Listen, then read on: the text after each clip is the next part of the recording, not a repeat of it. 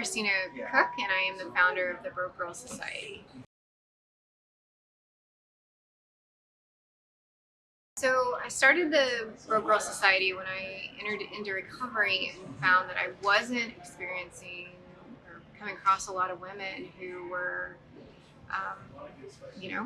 seeking treatment for this. I'm trying to think of a better word, but my recovery spaces included men of different levels of recovery, and though they were fantastic, I knew that I needed more. And I remember when I was gambling that I would be surrounded by women, I'd see the same women, so I knew women were experiencing harm, but I didn't know how to connect with them.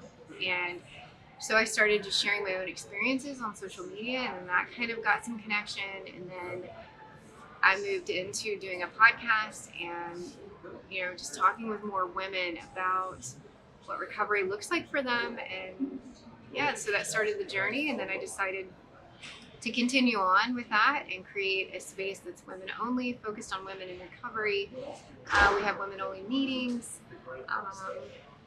It was just something that I felt I needed in those early days. And so I just said, why not? I'll do it.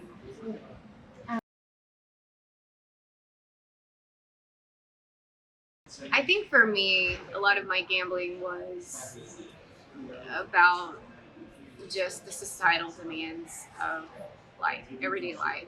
And I know that for me, maybe the reasons why I gambled might have been different to the reasons why somebody else gambled. But when it came to recovery, I knew I was going into these rooms that were full of men, and though they were kind and there was very supportive and gave me what I needed in those early days, my world was falling apart. And I would come to these meetings and I'd be crying, and these older gentlemen, they didn't know what to do with me, and they were like, they're there, it's going to be okay.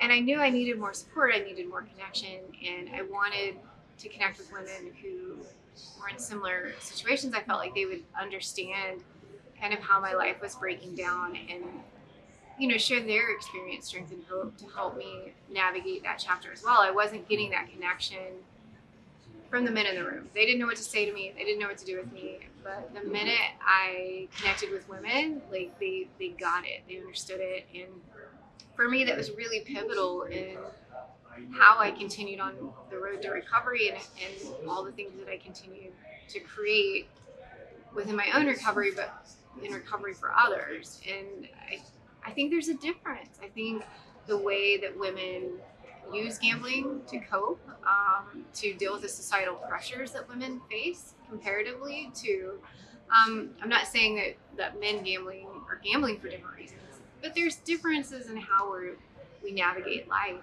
and it would make sense that our recovery needs to mimic that as well.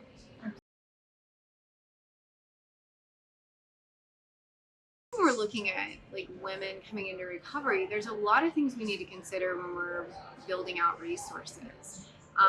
The primary is if a woman has experienced harm in relationships or at the hands of a man, to say that she has to recover in a room full of men, we're not going to do her the support and services that she needs.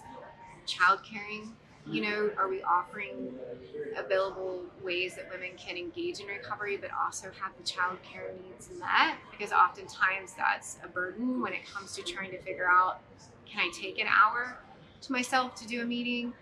Who's going to keep this child while I do this? Or, even in my in-person meetings, somebody will call me and they'll be like, I don't have a child care for tonight's meeting. And I'm like, well, bring that baby. We'll figure it out. It takes a village, right? I never want that to be a reason somebody doesn't get the support that they need, but oftentimes that is a barrier to getting that support and that treatment. Because sometimes it's, men oftentimes have the caregiver.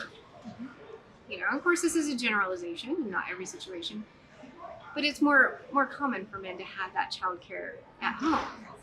And it's definitely more complex for a woman to, one, focus on herself, and two, have that support as well. And so I think that those are some of the things that when we're focusing on how we can care for women. But again, to Jody's point, her and I work on this as well with the hormonal part, is I'm seeing women coming into the space who are postpartum.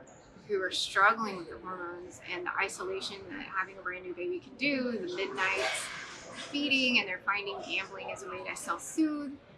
And then they're rapidly telescoping the harm, and a lot of that is going to do with the influx of hormones. A lot of that's going to do with the isolation. So, but then when we kind of bridge into that, like different layers of women, what they go through in life, like I think it's just how do we create systems that really, really support women at every stage of life.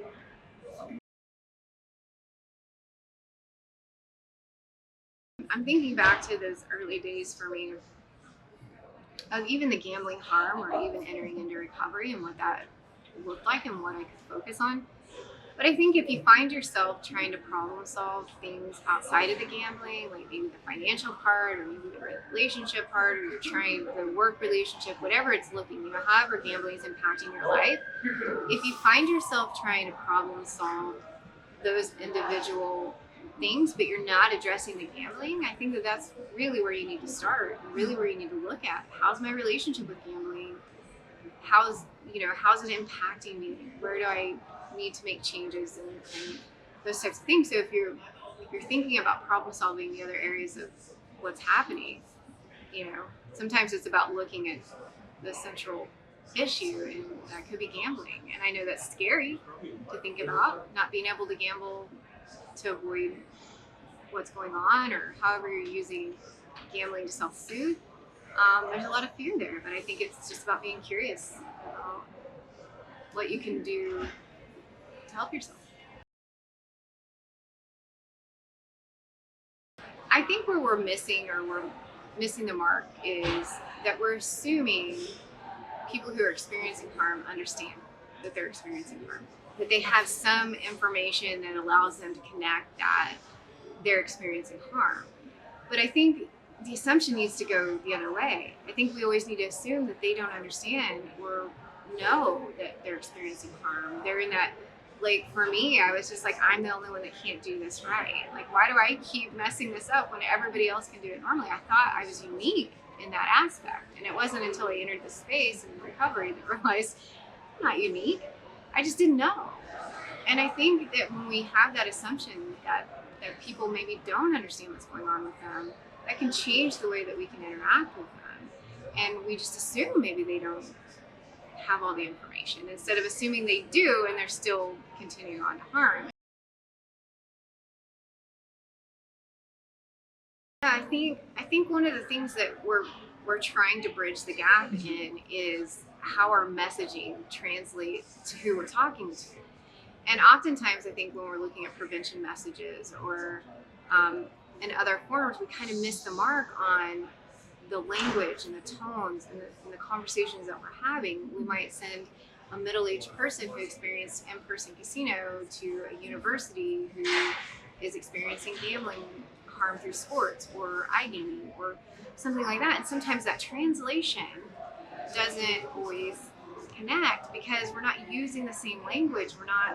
They're not viewing us as a peer. They might be viewing us as a parent or somebody with an authoritative kind of stance. And there's a lot of great people doing a lot of great work. That doesn't mean that everything I do correlates to the understanding of somebody else working in the space. So it's very much, if we're going to go talk to peers in universities, we should maybe have peer advocates in those universities who may or may not have experienced harm, but who have an understanding of how to relate it to their peers and language that they use. And I know for one, like, I'm still trying to figure out the 6-7. And so I am not going to be that person that's going to be able to connect. You know what I mean? So going into spaces where there's this disconnect of what they think is funny or cool and what I think is funny or cool, that disconnect can be felt in the conversation no matter how hard you're trying. And so I think it's really imperative that we, kind of line that out and make it an even field conversation. I remember the fear of opening up to anybody who doesn't understand. So my first kind of response to that is tell somebody you trust. Tell somebody who's going to be safe for you, who might ask the right questions or might not ask any questions at all, but will hear you out. So really, you don't have to tell everybody your story. This has been of course, I didn't listen to my own advice because this is what I do. You don't owe anybody your story unless they've been impacted by your gambling in some way. So just knowing that, but also really connecting with people who are going to support you no matter what. I think if you're a person on the other end of that and you're hearing somebody else's experience, it's never going to be helpful to say, well, why don't you just stop? Or that's ridiculous, you're just bad with money. It's always going to be more helpful for you to be curious and better understand what's going on with them, better understand what gambling harm can look like. And, I don't think that that's always going to be the easy answer because, it takes a lot of encouragement for other people to better understand something they don't know about. But I think for me, it really is just supporting somebody who's struggling and not trying to maybe have all the answers, but just let them know that, hey, whatever this is going to look like, we're here for you. I think people who are struggling across anything, they just want to know that they're supported, that they're being heard, that they want to feel that hope, and they're going to see that hope in somebody who says, how can I help you? Or how, you don't have to navigate this alone. The simplest thing you can say to somebody who's struggling is, how can I support you? How can I support you? It's as simple as that.